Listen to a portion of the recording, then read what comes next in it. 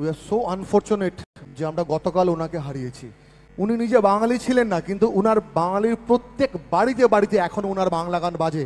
যিনি বাংলা ইন্ডাস্ট্রির একটা নতুন ভয়েস হয়ে এসেছিলেন, লোক প্রত্যেক কম্পোজারের স্বপ্ন ছিল ওনাকে নিয়ে কাজ করা। তোমরা বুঝতে পারছো কার কথা বলছি? আমরা সবাই জানি, আমরা সবাই শোকাহত। আমি সবাইকে অনুরোধ করব, আমাদের সবার প্রিয় শিল্পী শ্রদ্ধেয় জুবিন গার্গ, ওনাকে স্মরণ করে আমরা 30 সেকেন্ডস নীরবতা পালন করব। সবাই যদি একটু কষ্ট করে যদি উঠে দাঁড়ান, 30 আমরা একটু সাইলেন্ট থাকবো।